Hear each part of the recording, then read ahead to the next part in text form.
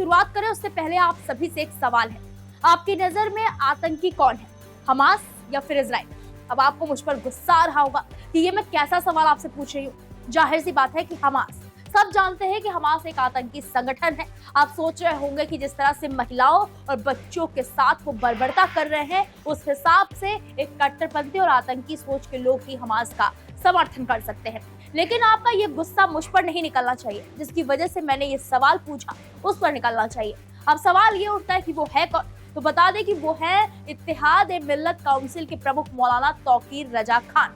उनको इजराइल आतंकी लगता है और पीएम मोदी गद्दार, इन शब्दों का इस्तेमाल उन्होंने अपने बयान में किया है। दरअसल इजराइल और हमास के बीच जारी जंग में मौलाना तौकीर रजा कूद पड़े। उन्होंने पीएम मोदी को लेकर एक विवादित बयान दिया है। तौकीर रजा ने पीएम मोदी को गद्दार बताते हुए कहा कि उन्होंने देश को काफी नुकसान पहुंचाया है। साथ ही रजा ने इजराइल को आतंकी देश करार दिया है। मौलाना तौकीर रजा ने कहा, हम किसी फिरके के लिए काम नहीं कर रहे, ये देश के मुसलमानों और खासकर देश के लिए है।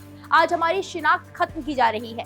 बीजेपी से हमारी जाति दुश्मन नहीं है, बीजेपी से हमारी जाति दुश्मनी नहीं है। हम सेक्युलरिज्म को फॉलो करते हैं और वो इसका दिखावा करते हैं। ये लोग मुसलमानों को नुकसान पहुंचाने के लिए देश को नुकसान पहुंचाने से भी पीछे नहीं हटते।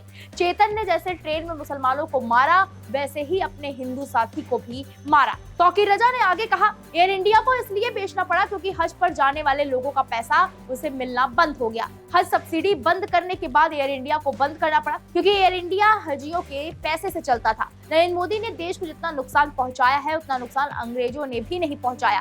कांग्रेस ने मुसलमानों को जितना नुकसान किया, उतना अगले 10 सालों में भी बीजेपी नहीं कर पाएगी। मीडिया रिपोर्ट्स के मुताबिक पीएम मोदी पर विवादित बयान देते हुए तौकीर रजा ने कहा, नरेंद्र मोदी गद्दार है। मैं मोदी को गद्दार इसलिए कह रहा हूँ क्योंकि उन्होंने देश को नुकसान पहुंचाया है। असल में कोई आतंकवादी है तो इजराइल है, फिलिस्तीन मजलूम है। पीएम को इजराइल का जुर्म कभी नहीं नजर आता है। असल में अगर कोई जालिम है तो पीएम और उनके साथी हैं। मोदी जी ने इजराइल की हिमायत करके बीजेपी की रूह को ठेस पहुंचाने की कोशिश की है।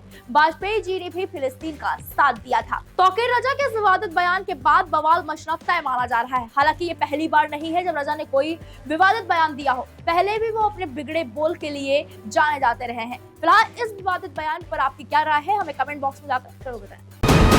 वीके न्यूज, राष्ट्र के नाम।